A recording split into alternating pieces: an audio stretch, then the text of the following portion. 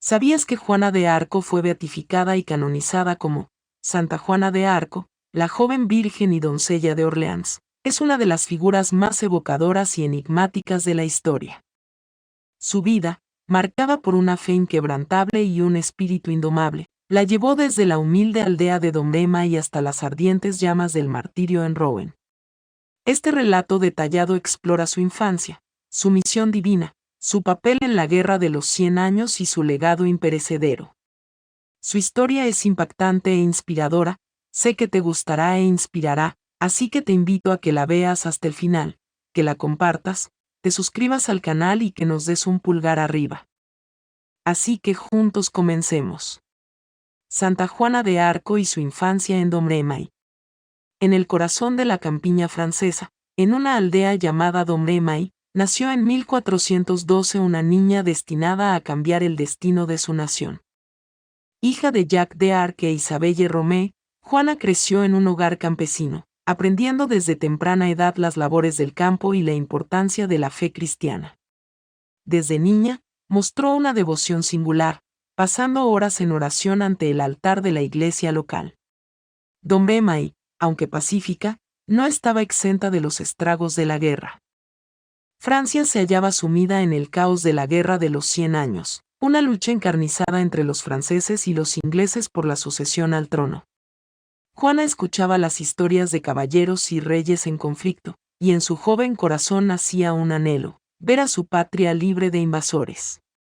Sus visiones y la misión divina. A la edad de 13 años, Juana comenzó a experimentar visiones y a escuchar voces. San Miguel Arcángel, Santa Catalina de Alejandría y Santa Margarita fueron sus guías celestiales, anunciándole que ella tenía una misión sagrada: salvar a Francia y conducir al delfín, Carlos VII, a la coronación en Reims. Estas visiones no eran simples sueños, sino experiencias que la sobrecogían y llenaban de fervor. Al principio, Juana guardó sus visiones en secreto, temerosa de la reacción de su familia y vecinos.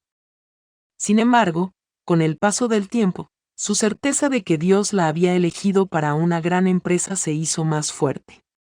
A los 16 años, con una determinación insólita para su edad y condición, decidió presentarse ante Roberto de Baudricourt, capitán de Vaucouleurs, para pedir escolta hasta la corte del Delfín. Al principio, Baudricourt se burló de ella, pero su convicción y el fervor de su mensaje convencieron a los lugareños, quienes insistieron en que le escuchara.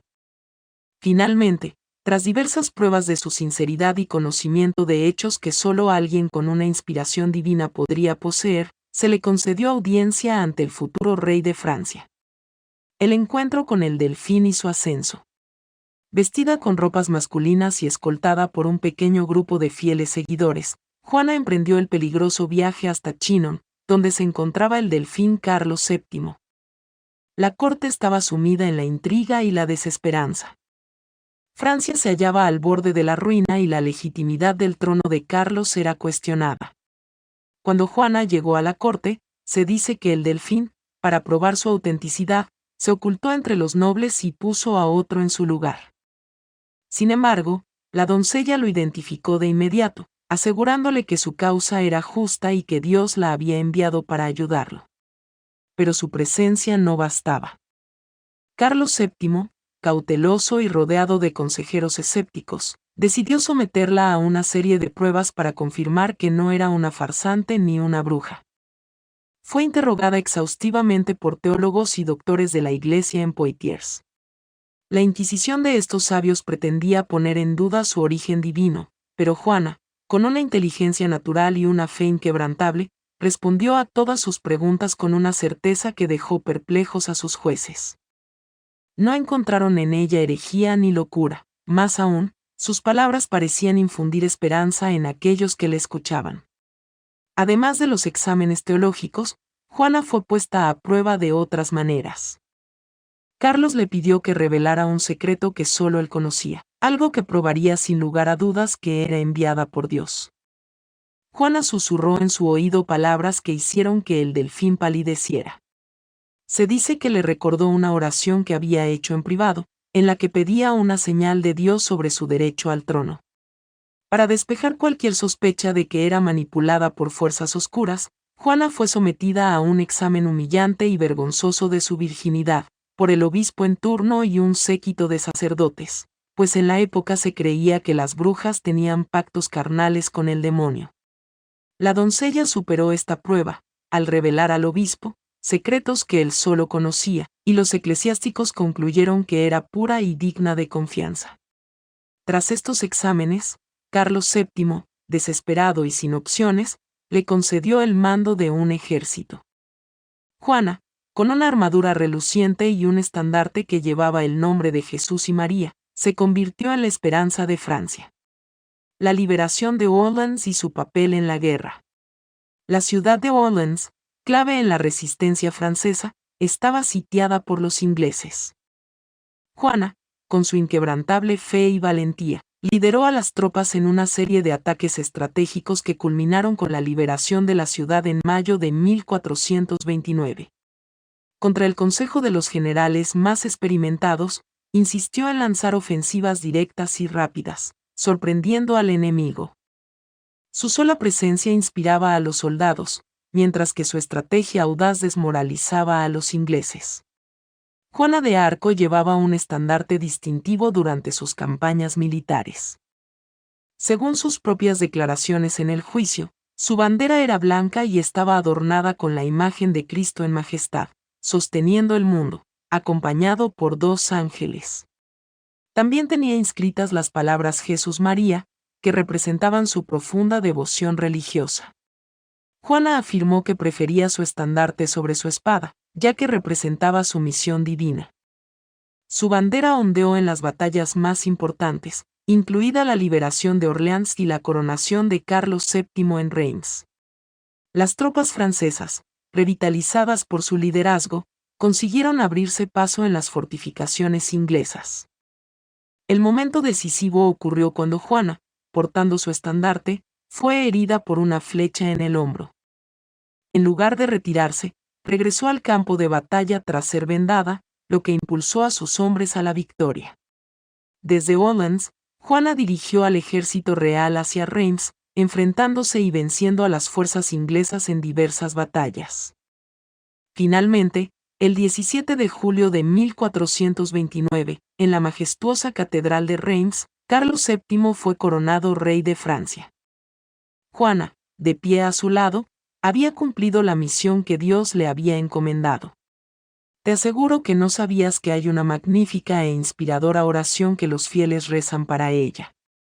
No te vayas, pues te la muestro más adelante. Continuemos. La infame traición y juicio. Pero su gloria no duraría mucho. La política y la envidia tejieron una red de traiciones a su alrededor.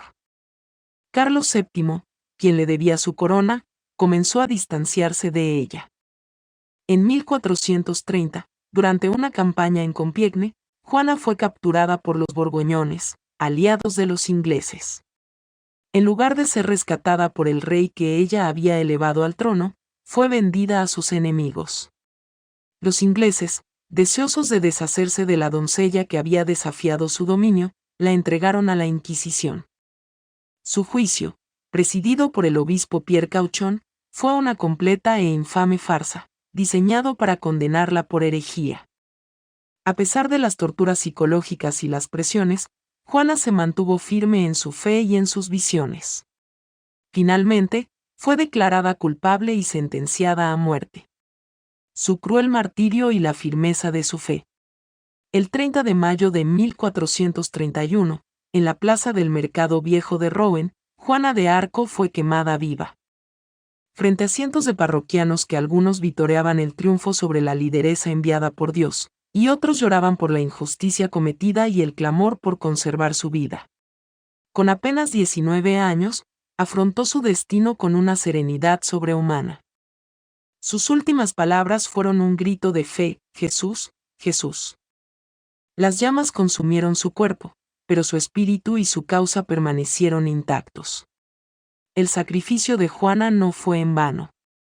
Siglos después de su muerte, su valentía y devoción fueron reconocidas oficialmente por la Iglesia.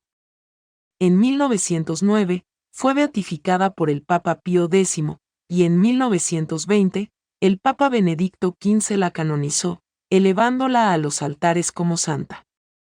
Su fiesta se celebra el 30 de mayo. Además, en Francia se le honra con desfiles y festivales que rememoran su lucha. Santa Juana de Arco dejó un legado imborrable en la historia de la Iglesia y la nación francesa. Su figura se convirtió en símbolo de resistencia y fe, y su vida continúa inspirando a creyentes y patriotas en todo el mundo. Su canonización y legado. 25 años después de su muerte, en 1456, un tribunal eclesiástico anuló su condena, declarándola inocente y mártir de la fe. Con el tiempo, Juana se convirtió en un símbolo de resistencia, patriotismo y santidad. En 1920, el Papa Benedicto XV la canonizó, elevándola a los altares como santa patrona de Francia.